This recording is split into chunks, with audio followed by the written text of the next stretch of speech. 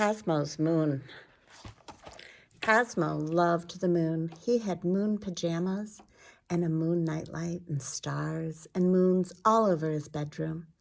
Every night, Cosmo's mother and father gave him a hug and a kiss and tucked him into his bed. But just as soon as they closed his bedroom door, he threw aside the covers and ran to open the window and watched as the golden moon came into the night sky just above the sycamore tree. And as a gentle night breeze blew across the curtains, Cosmo would talk and the moon would listen. Some nights, Cosmo would tell the moon the funniest stories and his happiest dreams.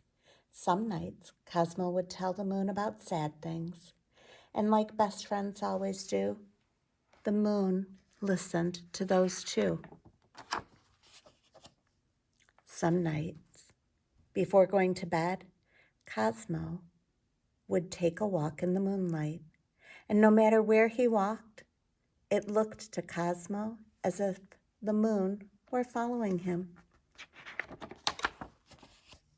"I think the moon is following me," he said one evening. "I know," said his mother.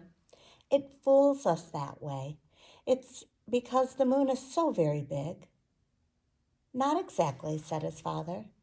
"It's because the moon is so very far away." "Actually, it's both," said his grandfather, holding a large coin in front of Cosmo's nose. "It's because the moon is so very big and yet so very far away." But Cosmo wasn't so sure. Lately, the moon seemed to be just behind him all the time. When he was eating breakfast, while he was at recess, while he was on his way home from school, and at his Little League games. For Cosmo, it was always nighttime, and the day his family sat down for a picnic lunch under the glow of the giant moon, barely able to see a piece of cheese in his hand, his father finally asked, "Where in the world is the sun? The moon seems to be out at the oddest times lately." "I told you, Father," said Cosmo. "I think the moon is following me." His father stared at him. But yes, the more they thought about it, the more they realized that Cosmo never seemed to be without his moon. "How strange," said his father. "How odd," said his mother. "How wonderful," said his grandfather. And he gave Cosmo a hug and told him to be a special boy. Sometimes it was difficult to know just when to go to bed, and it was almost impossible to wake up on time. But slowly, the family got used to the constant glow of Cosmo's moon. Until one night, there was a knock at the door. It was a group of astronomers who wanted to know why, after millions of years, the moon had changed its ways. They had spent days and days peering into their telescopes and believed the boy who lived at 29 Luna Lane had something to do with the moon's behavior. "It's confusing the oceans," said one. "The tides can't come in without the moon." "It's confusing the flowers," said a second. "The morning glories never got any sun, so they never bloomed." "And it's confusing the dogs," said a third. "Listen to that racket." Indeed, dogs were howling all over town, howling at the moon that never left the sky. "Surely you're not suggesting Cosmo has anything to do with it," said Cosmo's father. "That's exactly what we're suggesting," said one. "Perhaps a giant ray gun on the roof?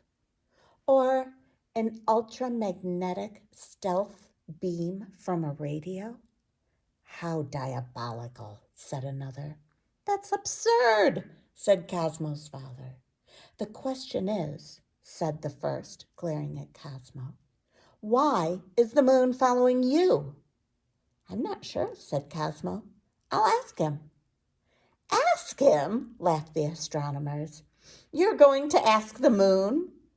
They thought it was terribly funny.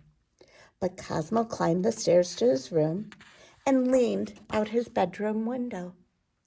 You've been following me, said Cosmo, and the moon seemed to blush. Yes, said the moon, I have. But why? Asked Cosmo. The moon beamed. Because you're good and kind. You talk to me, said the moon. And I know I make you happy. So I wanted you to be happy all the time, not just during the evenings. Gosh, that's nice, said Cosmo. And for a moment, they just sat, enjoying each other's company. Finally, Cosmo said, it's wonderful, really, but the ocean tides are lost without you. I didn't realize, said the moon. And the morning glories never bloom. I hadn't thought of that either, the moon answered. And the dogs are making an awful racket. I do know that, said the moon. And they listened to the howls from up and down the street. But don't you want me with you? Asked the moon. Of course, said Cosmo. But you know what the best part is? It's watching you come up each night, the way you appear at the end of the day. But now you're always there. I guess I miss that part. That's a lovely thing to say, said the moon. And they both stared into the branches of the sycamore. I guess never saying goodbye means you never got to say hello, said the moon. And he looked to the faraway oceans and smiled at the morning glories patiently waiting to bloom. You'll still be here? And you'll talk to me? He asked. Each night, said Cosmo. I'll be waiting right here.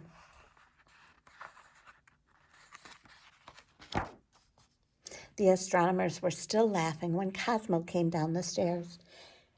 And when he told them what the moon had agreed to return to its orbit, they laughed even louder until a gentle beam of sunlight broke on the horizon and shined through the doorway. And so the tides returned to their to and fro against the sand. And the morning glories again bloomed in the morning sun. And the dogs returned their attention to burying bones and chasing the neighborhood cats. But every once in a while, you'll see the moon quietly sneak into the daytime sky.